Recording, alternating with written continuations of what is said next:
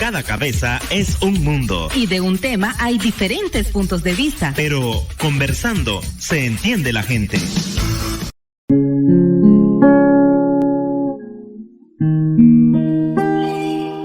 Doctor Román, favor presentarse a la sala de obstetricia. Pero vos querías abrir las piernas. ¿Por qué no te cuidaste? ¿Que no sabías que existen los anticonceptivos? No, es que sos demasiado joven. Y ya sabía tu mamá que tenías relaciones. O sea, llegan las jóvenes y al final se sienten totalmente rechazadas, incomprendidas en un servicio que supuestamente es para que tengan acceso.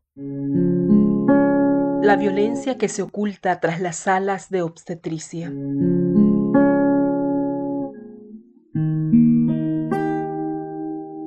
Cuando yo llegué, pues yo iba feliz, pues, porque me había embarazado y yo alegre. Iba pues buscando, digo yo, me van a dar mi tarjeta para pasar mis chequeos, mis controles y todo. Yo iba con mi prueba de embarazo. Y cuando llegué y me dice, ¿usted qué viene? Entonces le digo yo, vengo a ver qué procede porque estoy embarazada. Y le llevo mi prueba de embarazo. Y me dice, ¿cuántos años tiene usted? Y yo tengo 35 años, le digo yo. Voy a cumplir 35. Entonces me dice ella, ¿y por qué esperó tanto tiempo para embarazarse? Me dice. Yo por lo menos, dice, tuve mis hijos jóvenes. La muchacha esta que me atendió, tuve mis hijos jóvenes. Entonces le digo yo, pues yo no fue que esperé tanto, sino que hasta este momento pude quedar embarazada. Y entonces me dice, no, me dice, pero es que usted ya está en la línea ya de tope, ya usted no es para que estuviera embarazada, me dice. Además, este embarazo va a ser bien riesgoso, me dice. Además, usted es una persona que está muy gordita y va a tener demasiados problemas, me dice. Yo no sé por qué son así, por qué se ponen a embarazarse a estas alturas, dice, cuando ya están de avanzada edad. Me hizo sentir como que yo estaba abuelita ya. El relato de María es similar al de muchas otras mujeres que durante su periodo de embarazo acuden a los centros hospitalarios para el control prenatal. El entusiasmo de María por su primer embarazo se convirtió en preocupación con el trato que recibió de parte del personal médico que la atendió, tal como lo explica una cuidadora de los derechos sexuales y reproductivos, feminista y defensora de los derechos humanos de Nicaragua. Esta es una situación que se vive cada día en las unidades de salud y hospitales. Vos estás con ganas de tener una criatura y entonces vas con ánimo, vas con esperanza y vas tranquila. Y cuando te encontrás con esta barrera de expresiones, de comentarios, de situaciones que esto te pone, como dicen las mujeres en la entrevista, me pusieron insegura, me sentía pero muy mal. Nunca me imaginé que yo iba a pasar así. Pero yo no podía decir mucho porque si yo decía algo, ni a mi familiar lo dejaban entrar. Hay miedo poder decir algo que yo estoy sintiendo.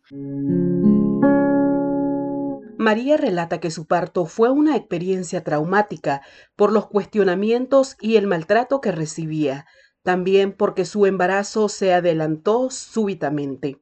Mi niña se me vino a las 35 semanas, o sea, prematura, a los 8 meses, se me vino un sangrado y pues los doctores, ahí en ese caso yo creo que sí hubo bastante violencia obstétrica porque fíjate que cuando yo llegué pues con el sangrado al seguro pues y ellos me atendieron y todo, pues me dijeron que ese sangrado que yo misma lo había provocado porque yo había tenido relaciones sexuales con mi esposo, cosa que era mentira pues y ellos me aseguraban, me dice, pero ¿por qué no lo quiere decir? Dígalo, si tuvo relaciones sexuales con su esposo, dígalo, porque por eso haber sido que se le vino ese sangrado.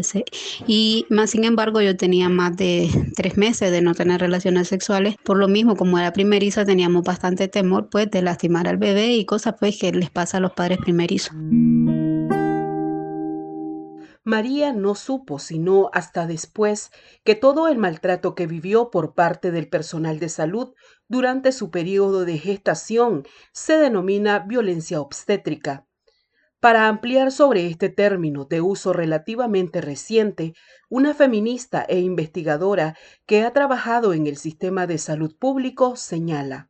Es un término que se ha comenzado a utilizar hará unos 10, tal vez 15 años, no más, porque se comienza a estudiar los resultados de la atención desde un punto de vista más cualitativo. No solo es que la mujer salga viva y sana del parto, de la cesárea, y que nazcan niñas y niños con buena salud, sino se comienzan a incorporar otros elementos que tienen que ver con el bienestar y con la satisfacción de las usuarias. Y se comienzan a identificar elementos de violencia en contra de las mujeres que se aplican en los sistemas de salud.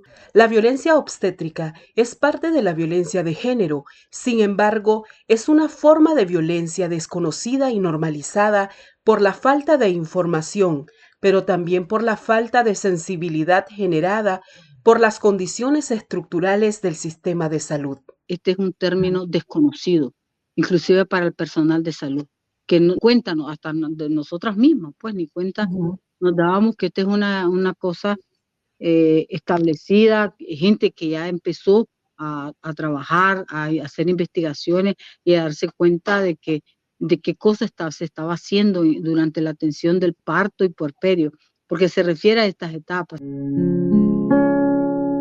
A la falta de sensibilidad del personal de salud se suman las condiciones de pobreza de la mayoría de las mujeres que acuden en búsqueda de atención obstétrica. Al respecto, la investigadora explica. Vos podés tener buenas personas con muy buenas iniciativas, que les guste su profesión y que quieran hacerlo mejor, pero todos esos detalles pasan de largo, se naturaliza. Y en todo eso vos tenés que cuando más pobres, más marginadas socialmente son las mujeres, más aguantan y muchas veces consideran que eso es normal. La que se queja es la minoría, porque no tiene la concepción de derechos, no tiene claro cuáles son sus derechos y cuáles son los límites del personal de salud. Pero, ¿qué significa la violencia obstétrica para las mujeres que la sufren y el personal de salud que las atiende? Para algunas mujeres no significa nada, porque inclusive no conocen documentos, no conocen ningún reglamento, nadie les ha explicado, o sea, no nos hemos encargado de hacer toda una campaña educativa, de una campaña informativa, de trabajar con el personal de salud y de que se dé cuenta a qué nos estamos refiriendo cuando hablamos de violencia obstétrica, que seamos conscientes de que esto significa.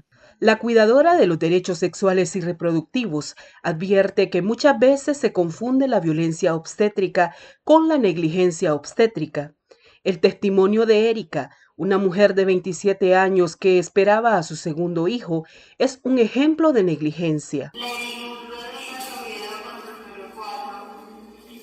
A la hora que tuve los dolores, cuando llegué al hospital y el doctor me dijo pues que era un niño muy grande y que por el tamaño ya debía haber nacido una semana antes. Estuve mucho tiempo con dolores, los médicos me dijeron que me iban a ayudar porque era mi segundo hijo. Bueno, en el momento que me ayudaron a que abriera el cuello para que el niño saliera, resulta que cuando el niño sale, no salía mi placenta, entonces mi esposo estaba con nosotros, estaba adentro viendo el parto y logró ver de que como la placenta no salía sola, ellos la jalaron. Erika relata que durante el parto, que duró entre 10 y 15 horas, tuvo una hemorragia severa. Erika perdió el conocimiento y tras recibir tratamiento de emergencia, logró sobrevivir. Siento que en ese momento estuve a punto de morir porque yo sentí que no estaba ahí, sentí que me estaba muriendo y resulta pues de que llegaron muchos médicos, me pusieron muchas inyecciones, pero ellos lograron después controlar la hemorragia. Días después regresó al hospital debido a dolores intensos. Pero dolores parecidos a los dolores de parto. Resulta pues de que fue y me sacaron coágulos de sangre que no lograban salir por sí solos. Entonces yo tenía muchos coágulos adentro que no podían salir, ¿por qué? No sé, pero ellos me lo sacaron con sus manos y de ahí pude estar mejor. La cuidadora de los derechos sexuales y reproductivos establece claras diferencias entre ambas prácticas. Una negligencia médica, por ejemplo, una mujer llega con trabajo de parto al hospital y bueno, la llegan, la meten en la sala, pero bueno, esa mujer ni siquiera le revisan la frecuencia cardíaca fetal, la tienen ahí con dolor, la tienen ahí pujando y cuando miran feto que llegó vivo, que llegó meneándose, que llegó todo, y de pronto una mujer va a parir, se ha obitado en el hospital, se ha muerto, no le han puesto la atención adecuada, porque si le hubieran visto un sufrimiento fetal o cualquier otra cosa, pues de emergencia le hacen una cesárea, se ponen las pilas, eso es una negligencia médica, pero una violencia obstétrica es cuando llega con los dolores de parto y yo me quejo, cuando me dicen, no te estés quejando, que para qué te metiste a cosas que son de mujeres adultas, más es una chavala, es su primera experiencia en el hospital. Pese al impacto físico y emocional que tiene la violencia obstétrica en la vida de las mujeres, estas sienten miedo y no denuncian debido a que desconocen sus derechos y muchas veces terminan asumiendo que el trato que reciben es parte normal del proceso. Cuando aquí se habla de lo que es en realidad la violencia obstétrica, estamos hablando de estas cosas. Son estas conductas, estas acciones que es realizada por un personal de salud o por una partera, imagínate que se refieren a las parteras también, con el cuerpo de la mujer. Procesos que en realidad se dan por hecho, que se van a hacer sin tomar en cuenta a la mujer que en este caso es una sujeta, no es un objeto para que te muevan para allá, para acá, para allá, sino que entonces por eso se dice que en el 89% de los casos se hacen procedimientos o se hacen algunas acciones con los cuerpos de las mujeres que no se les pide consentimiento. A criterio de la feminista e investigadora, la mejor estrategia para prevenir la violencia obstétrica es trabajar de forma integral, de manera que haya un equilibrio entre los diferentes factores que intervienen para lograr una atención obstétrica informada, consciente y basada en el respeto de los derechos humanos. La falta de conocimientos en salud de la población en general y la falta de conocimiento de las mujeres acerca de sus procesos de salud, de enfermedad, de su proceso reproductivo y de qué manera hay o no hay legislación que la favorezca, que la beneficie o de la cual agarrarse, digamos, para reclamar un derecho.